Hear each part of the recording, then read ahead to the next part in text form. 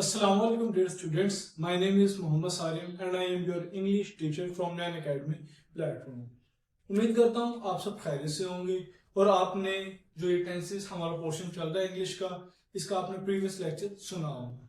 ठीक है, ये हमारे पास टेंसेस का लेक्चर नंबर 2 है। अगर हम लेक्चर नंबर 1 को थोड़ा सा रिव्यू करें तो हमने उनमें क्या देखा था। मेनली हमने टेंसेस को देखा था, इसका मीनिंग क्या होता है, जमाने। ठीक है, हमारे पास इसका मीनिंग क्या होता है, जमाने। ठीक है, उसके बाद हमारे पास हमने पैसिव वॉइस।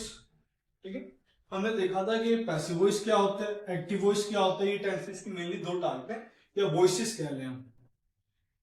ठीक है, अब इन दोनों में मेनली फर्क क्या है, हमारे पास इन दोनों में सब्जेक्ट और ऑब्जेक्ट का फर्क आता है।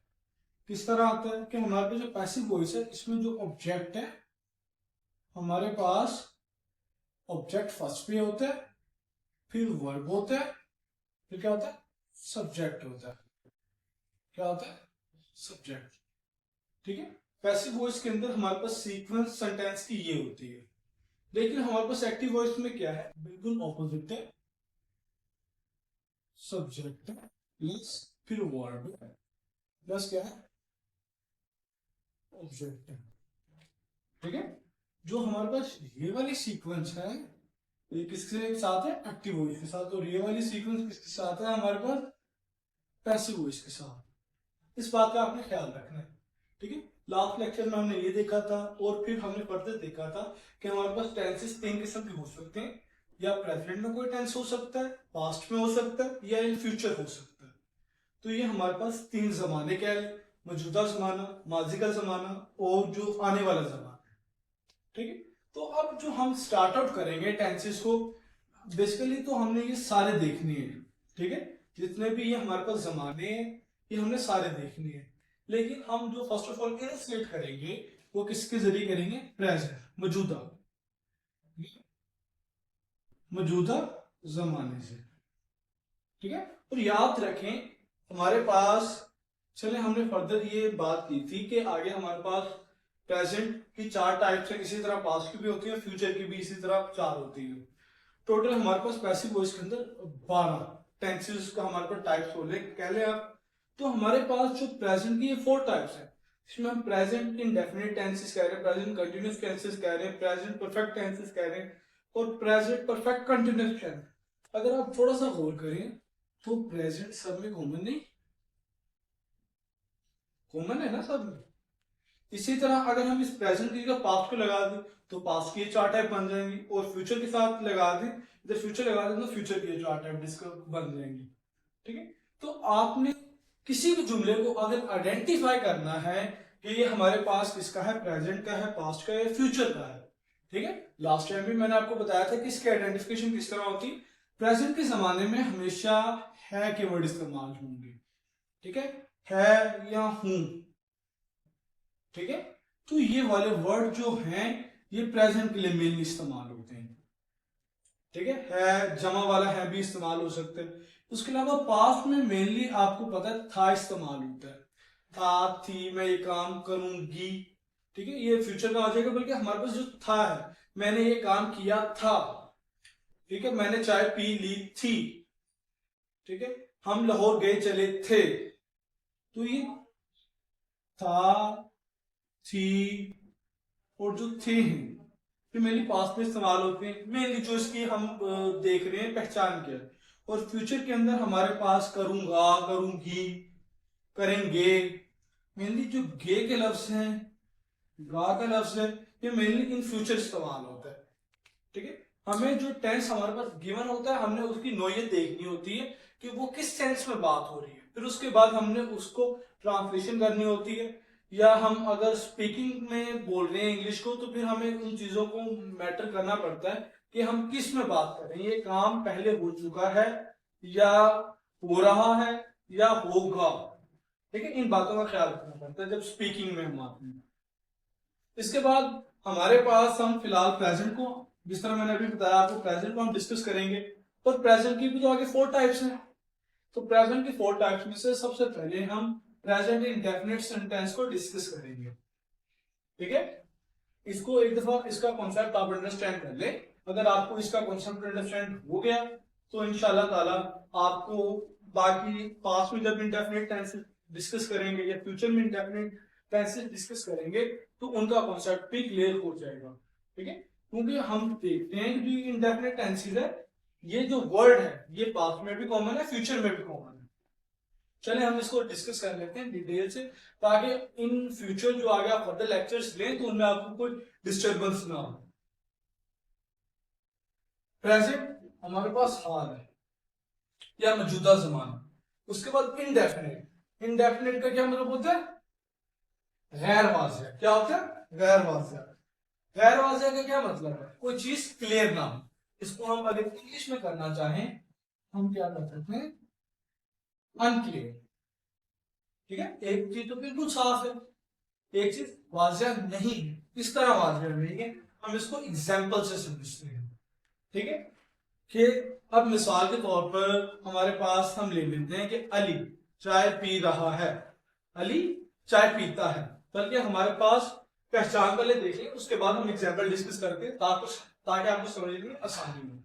जो प्रेजेंट इंडेफिनिट टेंसेस है ये मेनली ज्यादातर किस पे खत्म होते हैं? ता है, ती है, ते है, ता हूं वगैरह पर खत्म होते हैं ये। ठीक है, जो ज्यादातर टेंसेस है इन जुमलों के इन जुमलों को आखिर में उर्दू के अंदर ये वर्ड आते हैं, ता है, ती है, ते हूं। ठीक, ये वर्ड्स आते हैं। अगर हम बात करें तो हमारे पास अभी एग्जांपल्स की बात कर रहे थे कि अली चाय पीता है। ठीक है, ये देखिए पीता है, ये देखिए ता आ गया और है आ गया।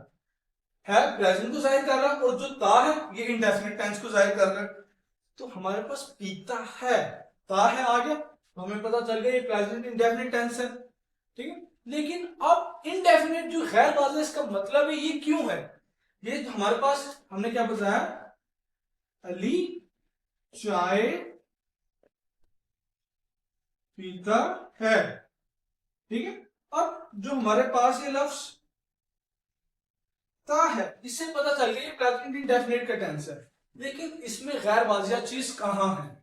ठीक है, जो हम इसका मीनिंग ले रहे हैं गैर वाज़िह, ये कहां पर आता है? ठीक है, बात तो क्लियर है, अली चाय पीता है, इस बात में कोई डाउट नहीं, अली चाय पी रहा है। ठीक है, लेकिन हमारे पास दो क्वेश्चन रेज होते हैं। अली चाय पी रहा है, ठीक है, एक हमारे पास रहा है कि चाय पी रहा है, या हमारे पास पी चुका है। ठीक है, पी चुका है। ठीक है, अली चाय पीता है, हमने इंडेफिनिट में बात कर दी। और अगर हम वही बात करें अली चाय पी रहा है या अली चाय पी चुका है तो फिर भी आ रहा है। ठीक है, तो अब हमारे पास ये दो क्वेश्चन रेज होते हैं, क्या अली ने चाय पी ली है या हमारे पास पी रहा है? ये बातें हमें दो क्लियर नहीं है। ठीक है, कि हमारे पास जो इंफॉर्मेशन है वो क्या है? इनकम्प्लीट है। इंफॉर्मेशन क्या है? इनकम्प्लीट है। ठीक है, जब हमारे पास कोई भी इंफॉर्मेशन इनकम्प्लीट होती है तो हम उसको बोलते हैं गैर वाज़िह, अनक्लियर। ठीक है, होप सो आपको ये प्रेजेंट इंडेफिनिट टेंसेस की अंडरस्टैंडिंग होगी जो ये वर्ड का मीनिंग है कि हम इनको ऐसे हाल के ऐसे जुमले जो गैर वाज़िह हैं। क्यों गैर वाज़िह? इनकी हमने ये एग्जांपल से हमने अंडरस्टैंडिंग कर ली। ठीक है, उसके बाद हमारे पास हमने पहचान देख ली इसकी। उसके बाद हमारे पास याद रखें हम जितने भी जुमले डिस्कस करेंगे, भला वो प्रेजेंट इंडेफिनिट हो, प्रेजेंट कंटिन्यूअस हो, प्रेजेंट परफेक्ट हो या प्रेजेंट परफेक्ट कंटिन्यूअस टेंस हो, हमारे पास उनमें कुछ चीजें कॉमन होंगी। वो कौन सी चीजें कॉमन है? Simple tenses, negative sentences, interrogative sentences, और इसके अलावा कुछ हमारे पास टेंस ऐसे भी होते हैं जो होते हैं डबल सेंटेंसेस। क्या होते हैं हमारे पास? Double interrogative. क्या होते हैं? Double interrogative. डबल, डबल का मतलब क्या होता है? चीज का दो गुना हो जाना। ठीक है, हम इस डबल इंटरोगेटिव को भी लास्ट में देखेंगे क्या होता है। फर्स्ट ऑफ ऑल हमारे पास क्या है? सिंपल। सिंपल का मतलब क्या होता है? सादा, बिल्कुल सादा। ठीक है, जब हमारे पास कोई जुमला बिल्कुल सादा होगा, ठीक है, उसके लिए हमारे पास जो हेल्पिंग वर्ब है, क्या है, हेल्पिंग वर्ब। हमारे पास जुमलों में मेनली हेल्पिंग वर्ब इस्तेमाल होते हैं, ठीक है। वर्ब क्या है, काम है, ठीक है। अब जो इस काम के साथ कोई भी वर्ड ऐड होगा जो इस काम को वाज़िया कर रहा होगा, क्लियर कर रहा होगा, हम उसको क्या बोलते हैं, हेल्पिंग वर्ब, कि इस वर्ब की मदद कर रहा है, इस काम की मदद कर रहा है, ठीक है। अब हमारे पास जो सिंपल है, इसमें हमारे पास मेनली जो हेल्पिंग वर्ड इस्तेमाल होता है वो एस या ईएस का इजाफा होता है, ठीक है। एस या ईएस का इजाफा होता है। और एस ईएस का इजाफा कब होगा, जो जब हमारे पास जो सब्जेक्ट है, क्या होगा, सब्जेक्ट क्या होगा, हमारे पास सिंगुलर होगा, क्या होगा, सिंगुलर होगा, क्या होगा, सिंगुलर, ठीक है। अगर हमारे पास सब्जेक्ट क्या होगा, सिंगुलर, सिंगुलर का मतलब वाहिद, कोई एक शख्स काम कर रहा होगा, या हमारे पास मेनली अगर हम बात करें जो हमारे पास सब्जेक्ट है वो कौन कौन से इस्तेमाल होते हैं, मेनली ही, शी और इट, ठीक है। ये हमारे पास कुछ ऐसे सब्जेक्ट्स हैं जो क्या है, सिंगुलर है, ठीक है। आप कह सकते हैं कि अगर ये इन सब्जेक्ट के बाद कोई वर्ब आएगा, वो भी प्रेजेंट इन डेफिनेट टेंसेस के अंदर, तो उनके साथ किसका इजाफा होगा, एस का होगा या ईएस का इजाफा होगा, ठीक है। इनकी हम एग्जांपल से अंडरस्टैंड कर लेते हैं। हमारे पास क्या लिखा हुआ है, निम्रा, ठीक है, निम्रा एक लड़की है। वॉशिस, ये देखिए हमारे पास जो लफ्ज वॉश है इसका मतलब क्या होता है, धोना, क्या होता है, धोना, क्या करना, साफ करना, धोना। द क्लोथ्स क्लीन, कि निम्रा जो कपड़े धोती है वो साफ साफ धोती है, ठीक है, अच्छे तरीके से साफ करती है। Nimra washes the cloth clean. अब जो हमने समझना है इधर इस टेंस के अंदर, जो निम्रा है ये क्या है, सब्जेक्ट है। जो वॉश है ये क्या है, वर्ब है। और जो ये ईएस लगाया है ये हमारे पास क्या होगा, हेल्पिंग वर्ब होगा, क्या होगा, हेल्पिंग वर्ब, क्या होगा, हेल्पिंग वर्ब। और काम किस पर हो रहा है, क्लोथ्स पर हो रहा है, किस पर हो रहा है, क्लोथ पर, तो ये क्या होंगे, ऑब्जेक्ट होंगे, क्या होंगे, ऑब्जेक्ट। देखिए निम्रा सिंगुलर है, ठीक है, सिंगुलर है, तो हमारे पास उसके साथ जो वर्ब आया उसके साथ एस या एस का इजाफा होना चाहिए, तो हमारे पास किसका इजाफा हुआ, वॉश, ठीक है। अगर आपने सिंगुलर प्लूरल वगैरह डिस्कस किए हो तो आपको अंदाजा होगा कि किस वर्ड के साथ एस लगना है, किसके साथ ईएस लगना है। तो वॉशिस द क्लॉथ्स क्लीन, कि निम्रा साफ कपड़े धोती है। उसके बाद अगर हमारे पास, एक तो हमने ईएस की एग्जांपल देख ली, अब हम एक एस की एग्जांपल भी देख लेते हैं। एस और ईएस दोनों सिंगुलर के साथ ही लगेंगे, तो दोबारा बात क्लियर रहेगी, एस और ईएस दोनों सिंगुलर के साथ ही लगेंगे, प्लूरल के साथ कुछ नहीं लगेगा, ठीक है। अब हमारे पास ही, हमारे पास कौन सा सब्जेक्ट है, सिंगुलर सब्जेक्ट है, ठीक है, तो लाजमी बात है इसके साथ एस से ईएस का इजाफा लगेगा। उसके बाद हमने क्या देखा, रीड्स, ठीक है, जो इसमें रीड है, रीड का मतलब होता है पढ़ना, ठीक है, और पढ़ना एक काम है हमारे पास। और जो इसमें ये एस का इजाफा हुआ है ये क्या है, हेल्पिंग वर्ब है, क्या है, हेल्पिंग वर्ब। और गुड बुक्स, अच्छी किताबें, किताबों पर क्या हो रहा है, काम हो रहा है, ठीक है, ऑब्जेक्ट है, किताबें क्या है, ऑब्जेक्ट,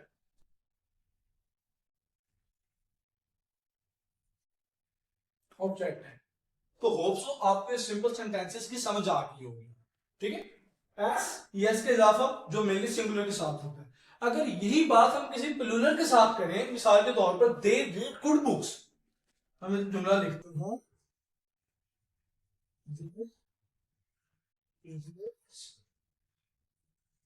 गुड बुक, ठीक है। अब ये देखिए हमारे पास इस जुमले के अंदर एक गलती की है मैंने, ठीक है, आपको समझाने के लिए। अब देखें हमारे पास जो सबसे पहले सब्जेक्ट देखा हमने, क्या वो इन तीनों में से है कोई, ही शी इट में से, नहीं है। ये क्या है, दे मेनली हम किसके लिए इस्तेमाल करते हैं, प्लूरल, जमा के लिए इस्तेमाल करते हैं। अब जमा है, ठीक है, उसके बाद लगाया रीड, रीड का मतलब क्या होता है, पढ़ना होता है, तो हमारे पास सिंपल सेंटेंस का रूल क्या कहता है कि अगर कोई सब्जेक्ट सिंगुलर होगा तो उसके साथ क्या लगेगा, एस और ईएस का इजाफा होगा, ठीक है। लेकिन हमारे पास इधर सब्जेक्ट क्या है, प्लूरल है। क्या है, प्लूरल। तो हमारे पास जो वर्ब है इसके साथ फिर क्या एस या ईएस का इजाफा होना चाहिए, आप मुझे बताएं, नहीं होना चाहिए। तो हमारे पास जो ये है, ये हमने क्या किया है, मिस्टेक की है, गलती की है, ठीक है। और अक्सर बच्चे इस बात को नजरअंदाज करके चलते हैं। उसके बाद गुड बुक्स, अच्छी किताबें पढ़ते हैं, बिल्कुल सेम सेंटेंस वैसे का वैसे। जो एस सी एस का इजाफा हुआ वो किसकी बेस पर हुआ, सब्जेक्ट की बेस पर, ठीक है। तो हमारे पास इधर एस का इजाफा क्या हो, नहीं होगा, सिंपल। अब हमारे पास हमने ये कुछ सब्जेक्ट तो देख लिए जो सिंगुलर है। इसके अलावा हमेशा कुछ बच्चों को कंफ्यूजन होती है कि जो हम सब्जेक्ट आई इस्तेमाल करते हैं, आई एम अ बॉय, और अक्सर हम इस्तेमाल करते हैं, ये आई भी एज ए सब्जेक्ट है। तो हमारे पास आई, दे, वी, यू, ठीक है, जो हमारे पास ये सब्जेक्ट है, ठीक है। अब ये सब्जेक्ट हमारे पास, इनके साथ मेनली हम इनको प्रेजेंट इंडेफिनिट के अंदर क्या कंसीडर करते हैं, प्लूरल, ठीक है। अब आप कहेंगे जो आई है, मैं, वो तो सिंगल शख्स है, लेकिन ये प्लूरल किस तरह है, ठीक है। तो याद रखें, जब भी हम आई की बात करते हैं, मैं की बात करते हैं, तो इंसान अपने आप को थोड़ी सी रिस्पेक्ट देता है, और रिस्पेक्ट देने के लिए हम मेनली प्लूरल ही वर्ड इस्तेमाल करते हैं, ठीक है। आप तशरीफ रखिए, हम एक जुमला इस्तेमाल करते हैं अक्सर उर्दू के अंदर, आप तशरीफ रखिए। जो रखिए है ये हम मेनली प्लूरल के लिए इस्तेमाल करते हैं। लेकिन अगर कोई एक शख्स भी आया होगा तो हम उसको भी यही कहेंगे, आप तशरीफ रखिए। क्यों उसके साथ ये रखिए प्लूरल लगा रहे हैं, क्योंकि हम उसको इज्जत देना चाहते हैं। इसी तरह जब हम खुद को इज्जत देना चाहते हैं, किसी की बात करते हैं, तो हम आई के साथ भी प्लूरल लगाते हैं, और बाकी ये तीनों तो हैं प्लूरल, ठीक है। उसके बाद हमारे पास आ जाता है नेगेटिव। क्या आ जाता है, नेगेटिव। नेगेटिव में हमेशा कोई ना कोई मनफी बात होगी। क्या होगी, मनफी बात होगी। जब भी कोई मनफी बात होगी तो उसके लिए हम वर्ड नोट का इस्तेमाल करेंगे, ठीक है। ये काम नहीं हो सकता, ठीक है। अली बाहर के मुल्क जा रहा है, ये एक जुमला है। अली बाहर के मुल्क नहीं जा सकता, नहीं लगा दिया, मनफी बात हो गई, नेगेटिव। अब जो नेगेटिव में हमारे पास हेल्पिंग वर्ब इस्तेमाल होंगे, वो होंगे डू या डज। क्या इस्तेमाल होगा, डू या डज, ठीक है।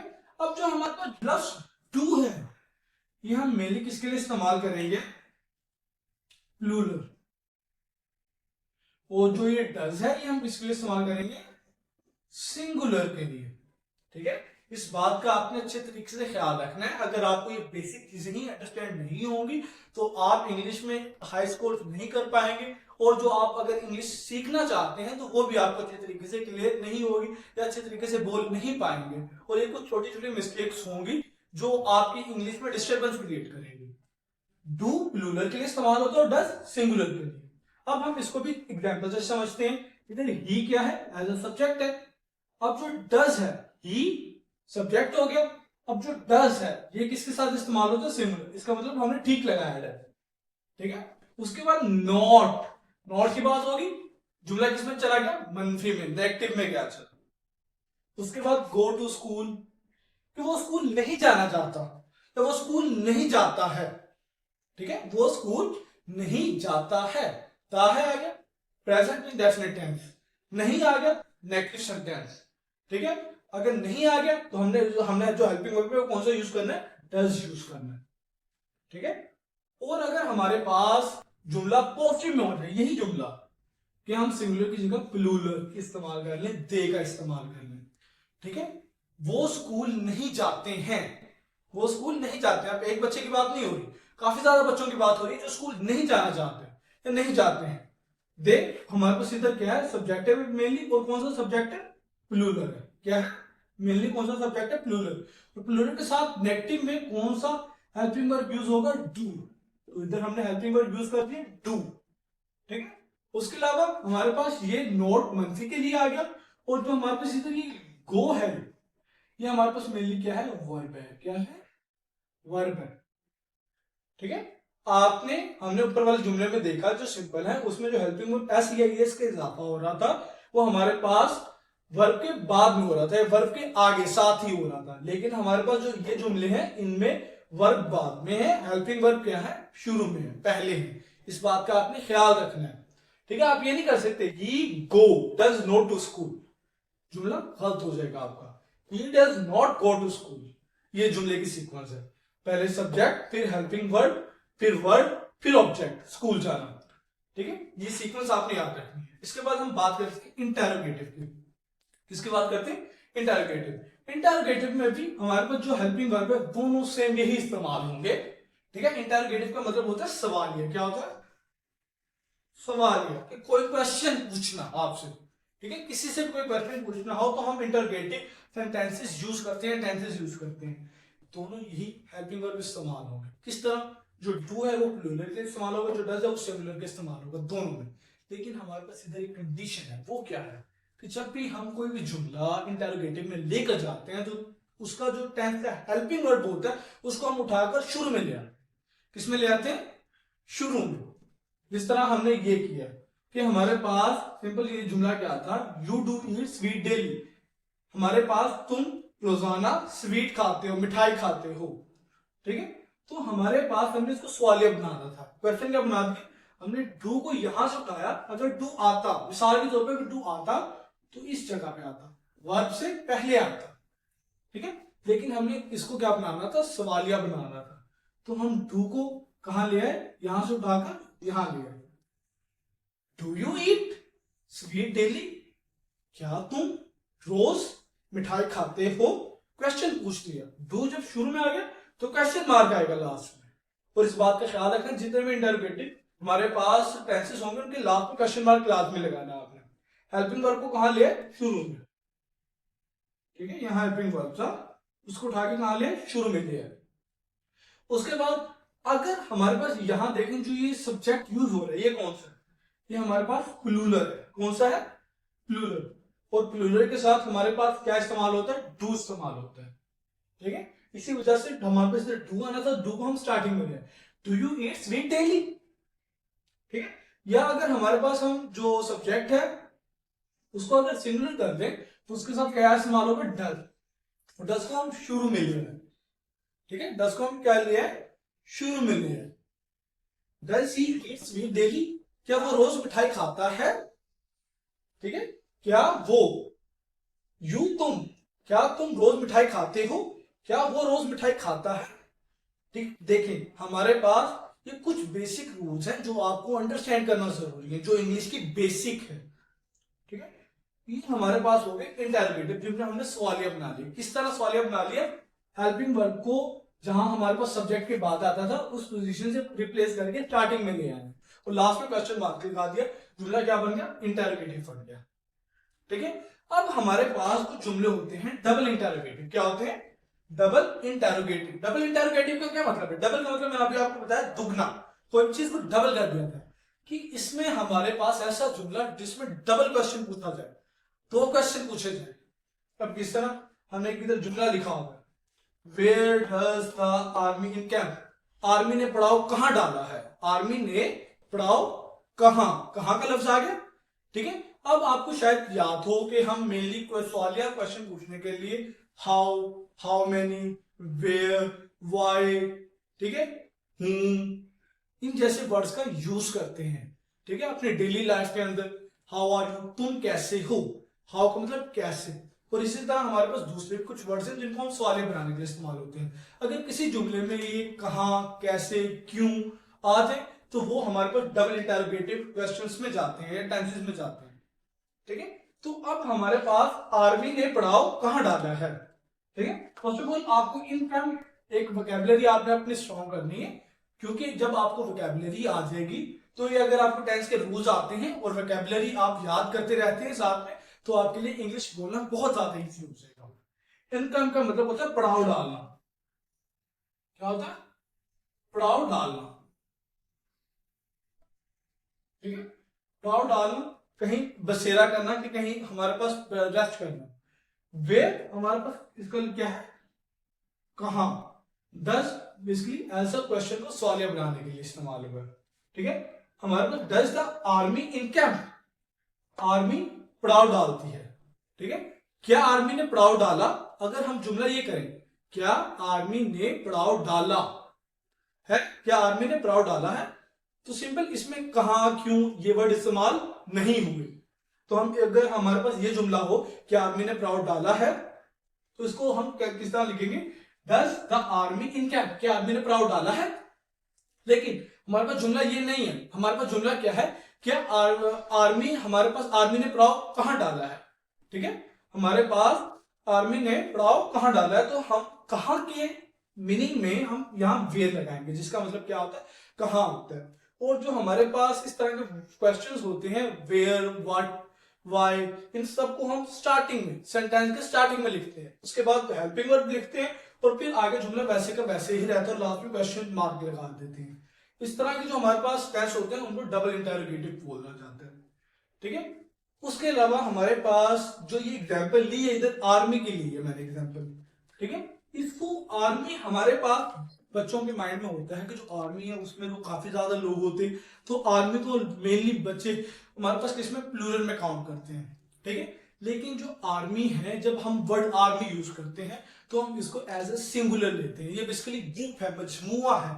ठीक है, हमारे पास सिपाहियों का, और उसके लिए कॉमन वर्ड क्या इस्तेमाल करते हैं, आर्मी। ठीक है, तो आर्मी को हम एज ए सिंगुलर, और इसी तरह हमारे पास कुछ दूसरे वर्ड्स हैं, जिस तरह पुलिस।